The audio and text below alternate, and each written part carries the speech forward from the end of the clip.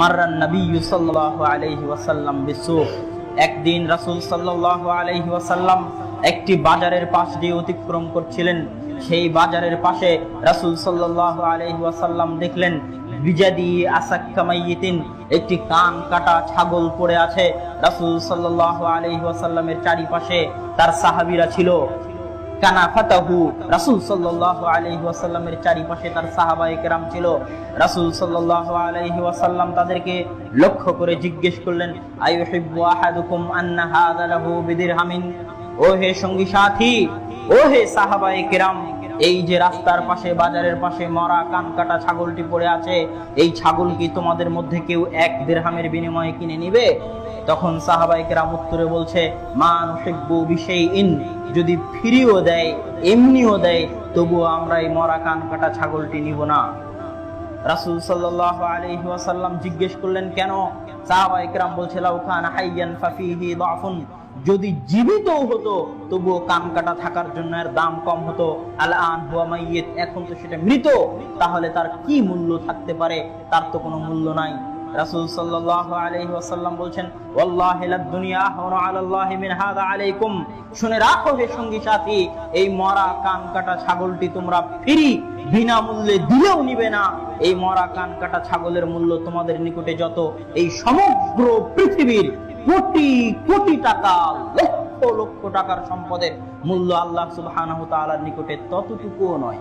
রাসূল সাল্লাল্লাহু আলাইহি ওয়াসাল্লাম অন্য এক হাদিসে বলছেন, লাউ কানাতিদ দুনিয়া তাজিনু ইনদাল্লাহি জানাহা বাউদাতিন, যদি আল্লাহ সুবহানাহু ওয়া তাআলার নিকটে এই সারা পৃথিবীর মূল্য একটি মাছির ডানার সমপরিমাণ হতো, মা সাফা কাফিরুম মিনহা কাতরা, একজন কাফের এই দুনিয়াতে 1 ফোঁটা পানিও পান করতে পারত না।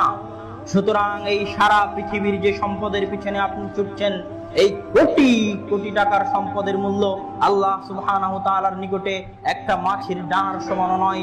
যদি হতো তাহলে এই পৃথিবীতে একজন কাফেরও 1 ফোঁটা পানিও পান করতে পারত না।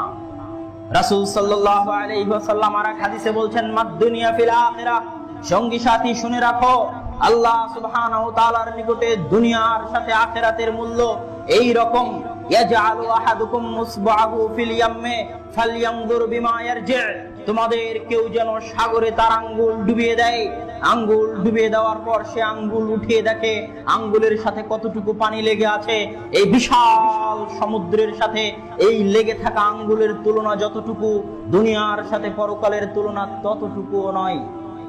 দুনিয়ার সাথে পরকালের তুলনা করতে গিয়ে রাসূল সাল্লাল্লাহু আলাইহি ওয়াসাল্লাম সহিহ বুখারীর একটি হাদিসে বলছেন, আ'দাদতু লিইবাদিয়াস সালিহিনা, আমি আল্লাহ আমার সৎ বান্দাদের জন্য জান্নাতে এমন কিছু প্রস্তুত করে রেখেছি, মা লা রাআত আইনুন, যা কোনোদিন চক্ষু দেখেনি, ওয়া সামিআত উযুনুন, যা কোনোদিন কান শুনেনি, আমা খাতারা বিবালি আহাদে বাশারিন, যা কোনোদিন মানুষের অন্তর কল্পনাও করেনি।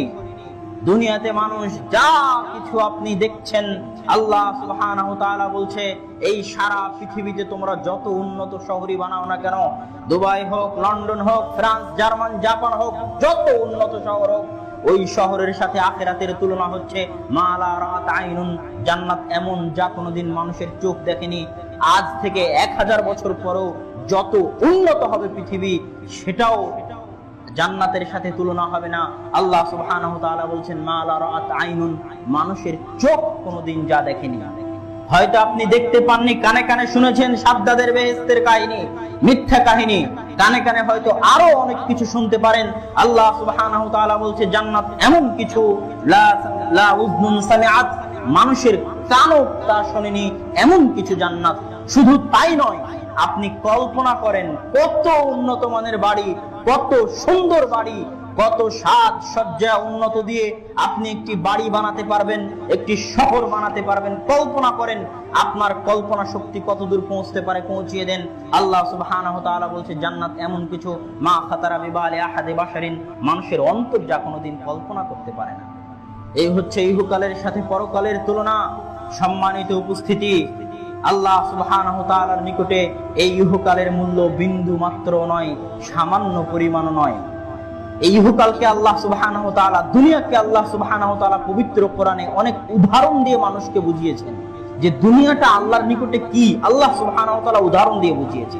সূরা ইউনূসের 24 নম্বর আয়াতে, সূরা হাদীদের 20 নম্বর আয়াতে আল্লাহ সুবহানাহু ওয়া তাআলা সুন্দর করে উদাহরণ দিয়েছেন।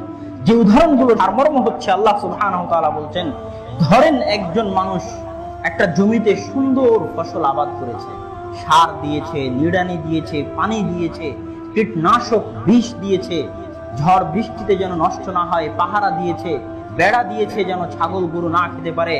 এত পরিশ্রম করার পরেও, টাকা পয়সা খরচ করার পরে একদিন সেই শস্য ক্ষেতটা সুজলা সুফলা শ্যামলে পরিণত হয়েছে, পেকে গেছে। এখন সেই ফসল উঠাবে অবস্থা, এই মুহূর্তে হঠাৎ ঝড় বৃষ্টিতে ওই ফসল নষ্ট হয়ে গেল, ধূলিসাৎ হয়ে গেল। আল্লাহ সুবহানাহু ওয়া তাআলা বলছেন, দুনিয়া এইরকম। একজন মানুষ তার মনের সকল চাহিদা দিয়ে একটি পার্ক তৈরি করেছে, হঠাৎ একদিন ভূমিকম্প ওই পার্ক ধ্বংস হয়ে গেল। দুনিয়ার উদাহরণ এইরকম। আল্লাহ সুবহানাহু ওয়া তাআলা কোরআন মাজিদে বলছেন, আমাল হায়াতুদ দুনিয়া ইল্লা লাইবুন ওয়া লাহু। শুনে রাখো হে মানুষ, দুনিয়া খেল তামাশার বস্তু ব্যতীত কিছুই নয়। একজন শিশু যেমন পুতুল নিয়ে খেলে, একজন শিশু যেমন কাদামাটি দিয়ে ঘর তৈরি করে, বালি দিয়ে ঘর তৈরি করে, ওই কাদামাটি ওই বালি ঘরের যেমন কোনো মূল্য নাই, ওই পুতুলের যেমন কোনো মূল্য নাই, এই দুনিয়ার তেমন কোনো মূল্য নাই। দুনিয়া খেল তামাশার বস্তু মাত্র। আমাল হায়াতুদ দুনিয়া ইল্লা লাইবুন ওয়া লাহিব। একজন শিশুর নিকটে তার খেল তামাশার বস্তু যেমন, আল্লাহ সুবহানাহু ওয়া তাআলার নিকটে এই দুনিয়ার মূল্য তার চাইতে অল্প।